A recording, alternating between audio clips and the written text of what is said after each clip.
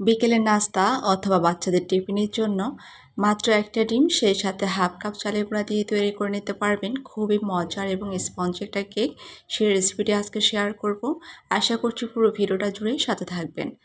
চলুন তাহলে ভিডিওটা শুরু করা যাক। প্রথমে এখানে আমি একটা নর্মাল তাপমাত্রার ডিম নিয়েছি, আর ডিমের সাদা অংশ থেকে এখন কুসুমটা আমি আলাদা করে নেব।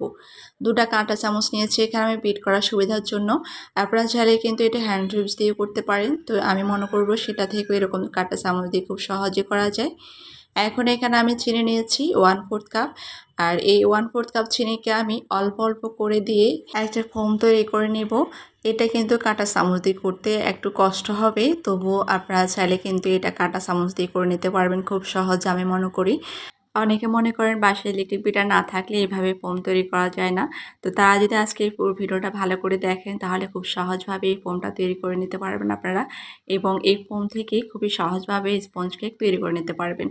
তা আমি কিন্তু একটু একটু করে সবগুলো চিনি দিয়ে ভালো করে মিশিয়ে নিয়েছি এবং ফোমটা তৈরি হয়ে গেছে খুব মানে পারফেক্টলি দেখতে পাচ্ছেন।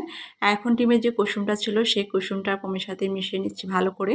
এইখানে আমি হাফ কাপ চালের গুঁড়া নিয়েছি, সাথে 1/4 কাপ লিকুইড দুধ দিয়ে এটা কিছুক্ষণের জন্য ভিজিয়ে রেখেছিলাম। যেহেতু চালগুলো অনেক বেশি শুকনা ছিল, তাই একটু ভিজে গেলে এটা কেকটা ভালো হবে সেজন্য।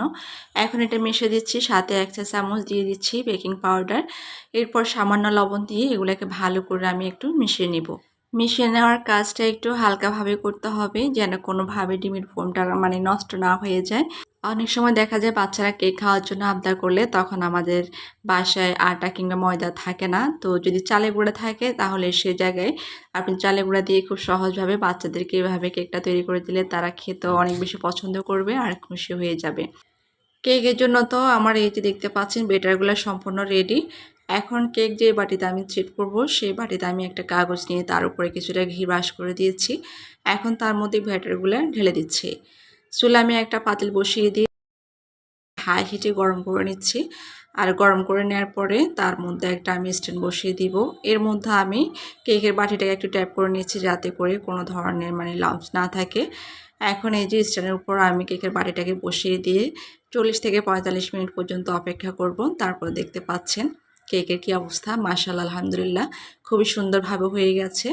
আর এটা আমরা যখন চুলায় দিব তখন চুলার আগুনটা কিন্তু একদম মিডিয়াম লো হিটে থাকতে হবে।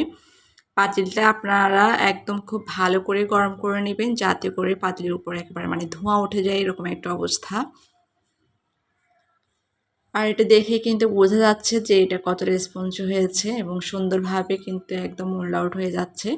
গরম গরম কিন্তু আমি এটাকে মোল্ড আউট করে নিয়েছি। তো এইভাবে চালের গুঁড়া দিয়ে কেক কারা কারা তৈরি করেছেন তারা অবশ্যই কমেন্ট করে শেয়ার করবেন, আর কেমন হয়েছে সেটাও জানাবেন।